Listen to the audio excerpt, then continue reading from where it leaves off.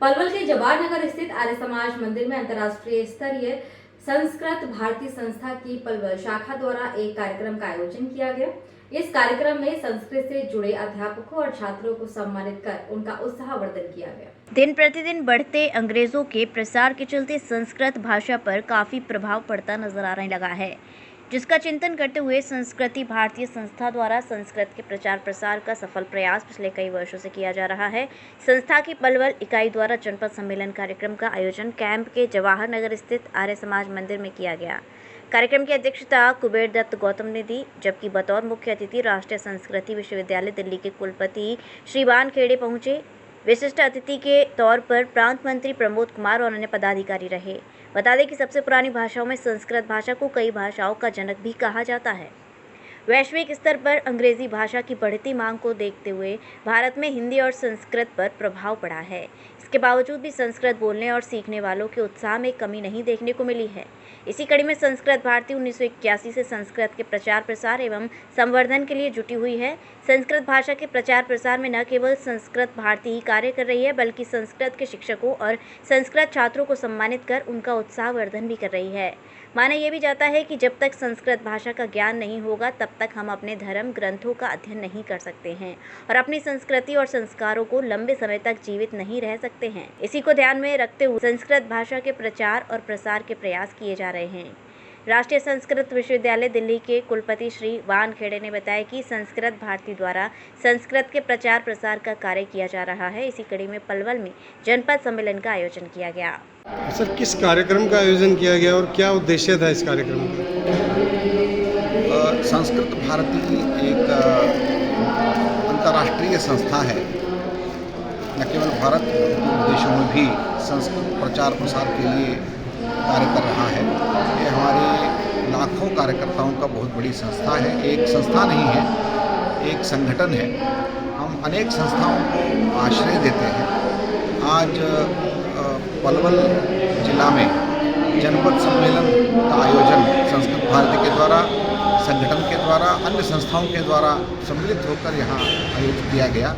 यहाँ मुझे खुशी की बात है कि यहाँ केवल छात्र छात्राएं नहीं, तो युवा और वृद्ध लोग, सामाजिक भी यहाँ उपस्थित रहे, जिस कारण से संस्कृत प्रचार प्रसार के लिए एक शुभारंभ यहाँ हुआ है इस जनपद सम्मेलन के द्वारा।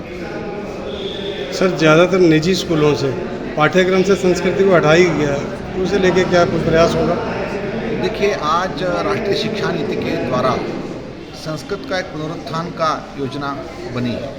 मैं मानता हूँ कि 75 सालों से जो संस्कृत का ह्रास देश में हुआ है, जिसमें शिक्षा का योगदान भी है, लेकिन आज समाज में संस्कृत को आगे बढ़ाने के लिए भारत के सभी समुदायों ने काम किया है।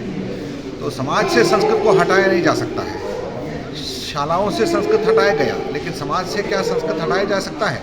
नहीं। समाज संस्कृत को अपनाया है, इसलिए समाज मुखेन पुनः शिक्षा नीति के द्वारा शालाओं में भी संस्कृत प्रतिष्ठापित होने वाला है।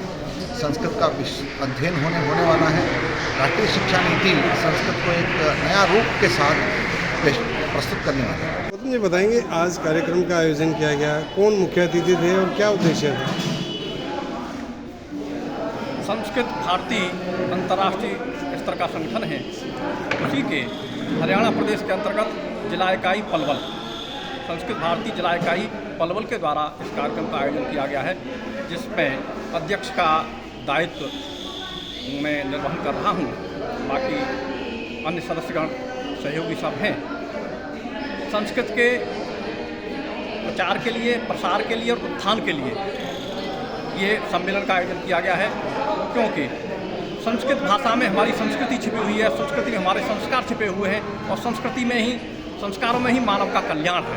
इसलिए मानव के कल्याण के लिए, समाज के उत्थान के लिए इस संस्कृत भाषा को पुनर्जीवित और पुनरुत्थान करने के लिए ये कार्यक्रम आयोजित किया गया है, जिसमें हमारे समाज के विद्वज्जनों ने, अन्य संगठनों ने, विद्यार्थियों ने इसमें भाग लिया है। तो मुख्य अतिथि इसमें कोई? आज के इस कार्यक्रम के मुख्य अतिथि राष्ट्रीय संस्कृत विश्वविद्यालय दिल्ली के माननीय कुलपति महोदय श्री श्रीनिवास बानखेड़े जी हमारे बीच में आए हैं। तो ये और वार्षिक प्रांत मंत्री हमारे श्री प्रमोद जी हरियाणा प्रदेश से आए हैं। अन्य अधिकारीगण भी इसमें पधारे हैं। तो सर ये हर वर्ष कार्यक्रम होता है?